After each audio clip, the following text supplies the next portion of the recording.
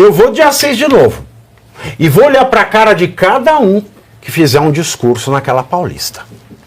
Repito aqui, só para dizer, os ministros do STF não tiveram voto dos senadores. Por isso que a minha campanha não muda. Não reeleja nenhum senador. Nenhum!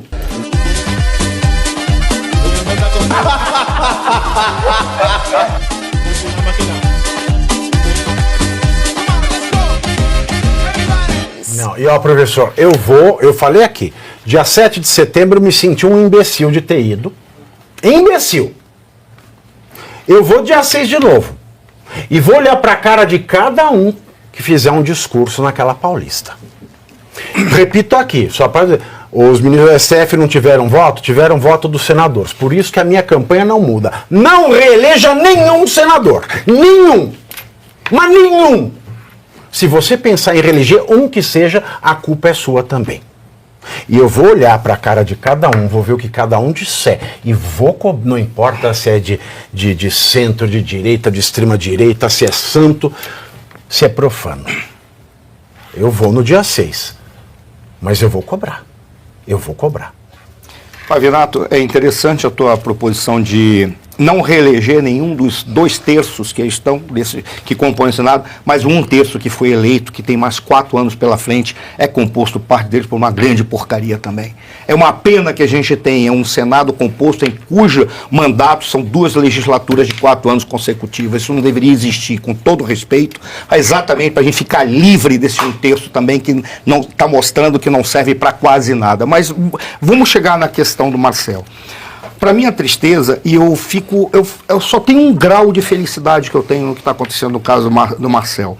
Eu cometi muitos erros nas minhas previsões, análises, o que quer que seja, mas 2 delas, pelo menos, eu acertei. A primeira delas, que eu dizia que o nosso sistema político da Constituição é um lixo. Foi a pior coisa que poderia ter sido inventado, foi esse sistema político, e essa Constituição é uma porcaria. E a outra foi que o Marcel era um dos grandes tribunos que nós teríamos. Isso, quando ele era deputado estadual, eu falei, o Marcel será um dos grandes tribunos da sociedade brasileira e será um dos grandes parlamentares da nossa história. Por isso eu continuo tendo esperança. Mas por quê? E por isso ele é um perigo para o STF. Exato. Veja o que fizeram com o Deltan. Exato. Deltan também seria um grande parlamentar. E aí eu vou te dizer o seguinte, cara. Por qual razão eu começo falando isso e aí vem a minha tristeza? O Marcel vai se ferrar. Por qual razão?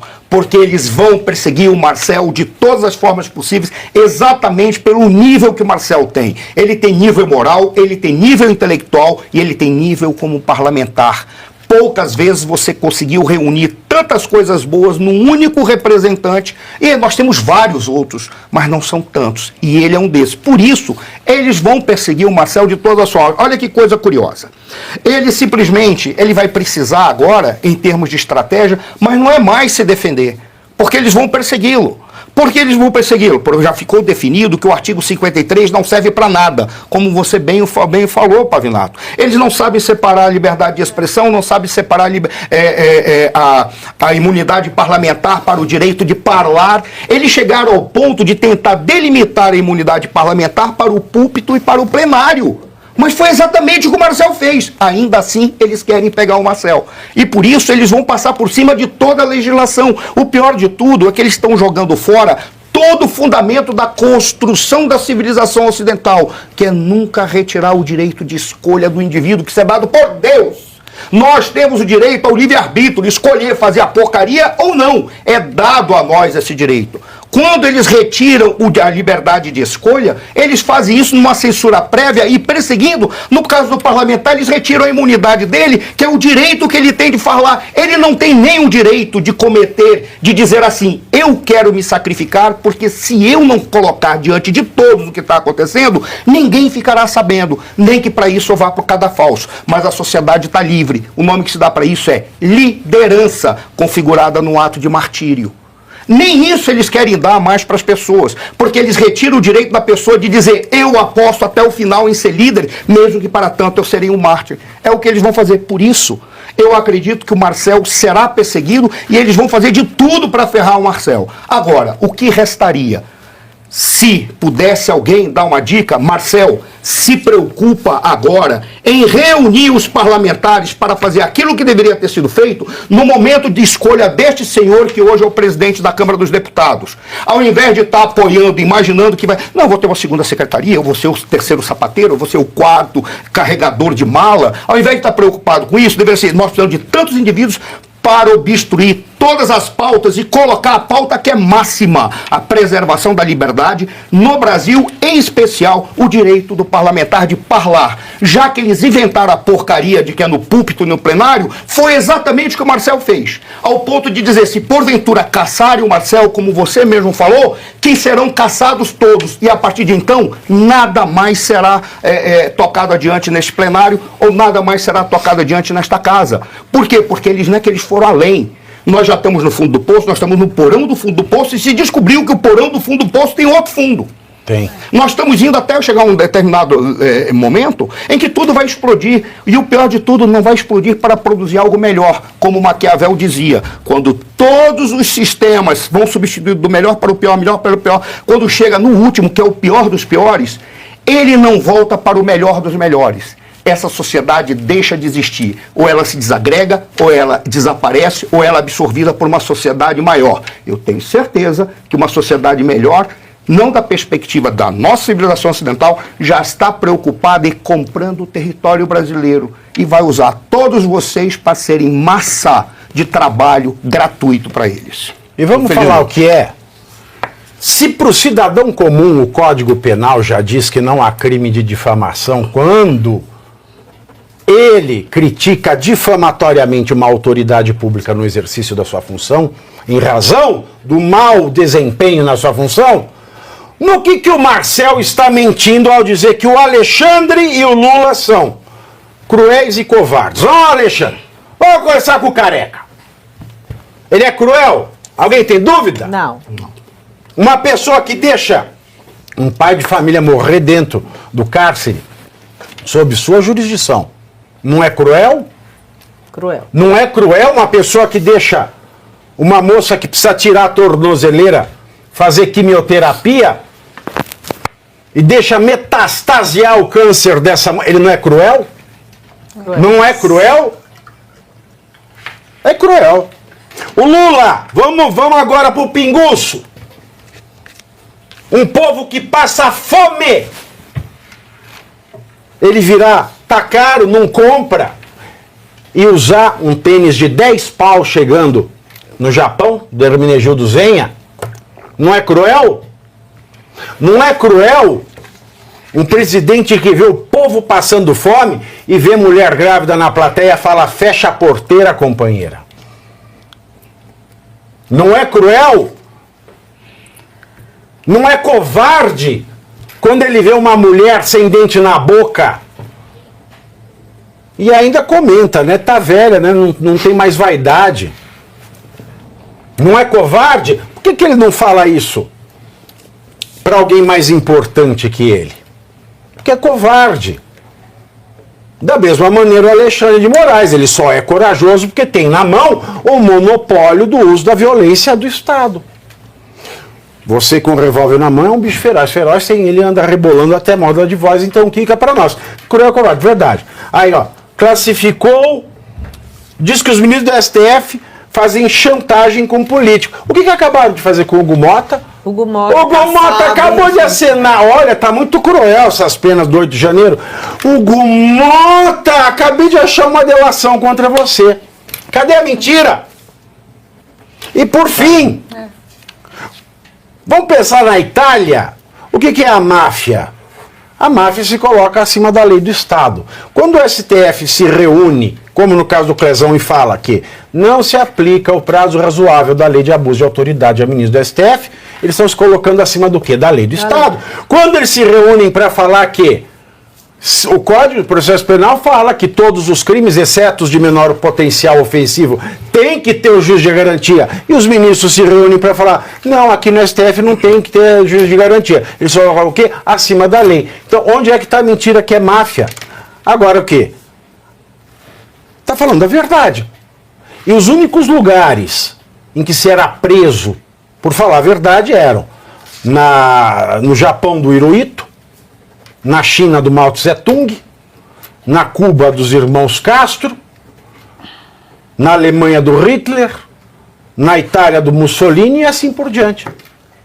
Opa, Vivi, mas é mais do que isso que você falou. Porque assim, o que a gente concluiu agora, de que as opiniões do Marcel, elas trazem fatos e verdades. E ainda que não trouxessem, ainda que fossem opiniões com as quais a gente tivesse alguma divergência. E daí?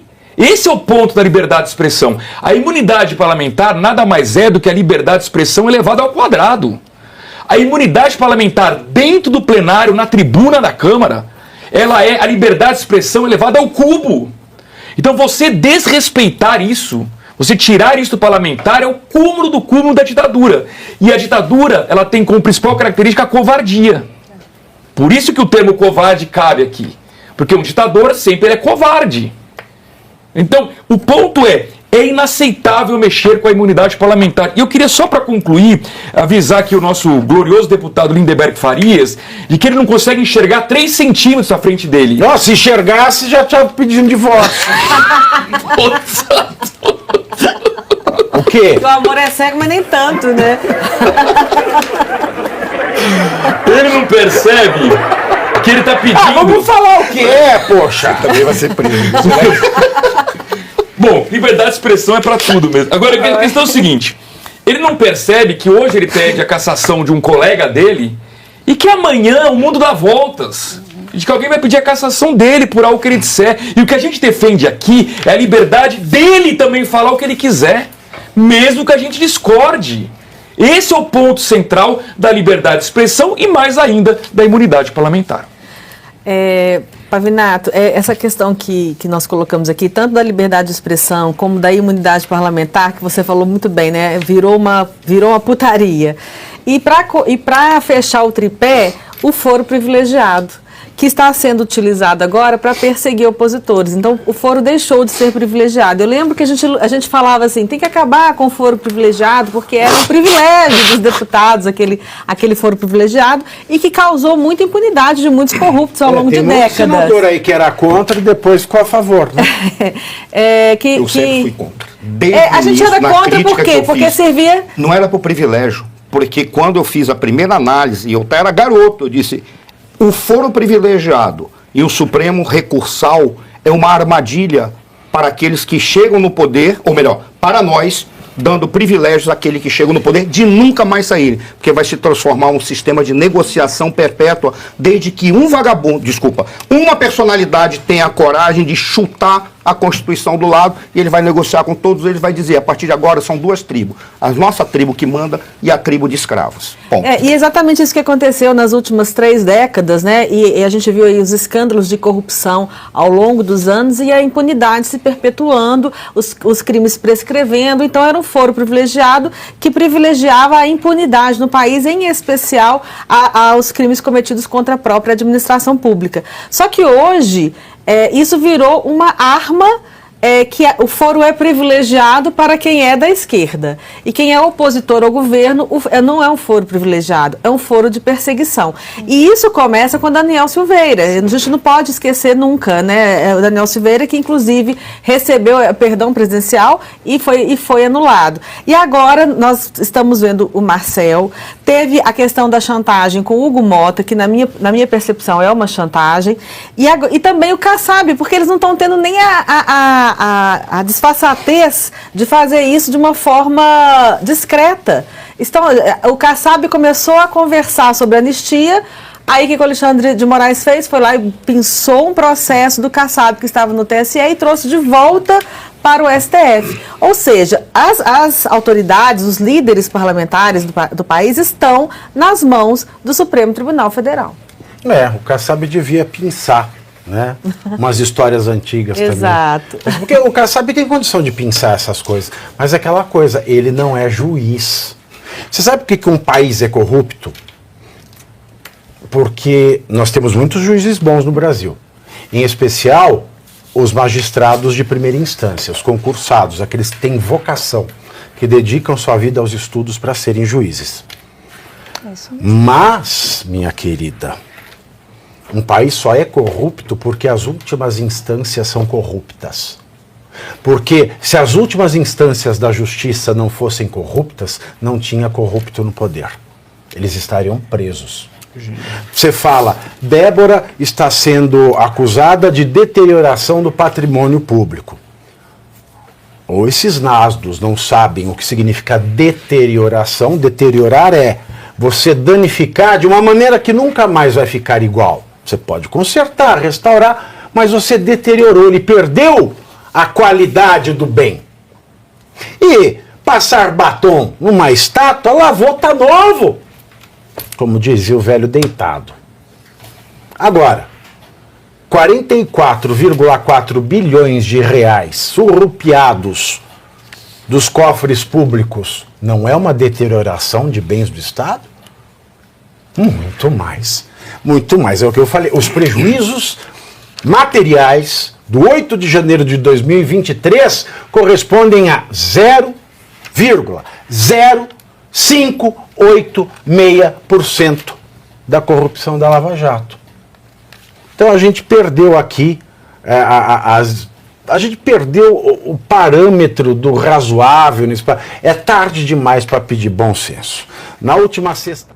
E você aí, já está preparado para ter todos os argumentos para dizer que Marx não foi um cara legal, para dizer que o comunismo não é um lugar para diversidade, para desmontar essa grande fake news histórica da esquerda, que é repetida por nossos professores de história, de geografia, de sociologia, que é repetida nas universidades, que é repetida nos livros.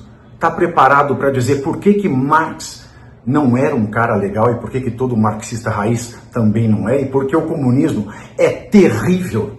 Você já leu nos Anais de Marx? Pois é, aqui nesse livro você vai encontrar tudo o que você precisa saber para responder aquele sabichão que diz que Marx é um cara legal, pois não é. Leia agora, nos Anais de Marx, a trolha do comunismo transviado para encaçapar idiotes. À venda em todas as livrarias do Brasil, pelo site ou nas lojas físicas. Não deixe de ler.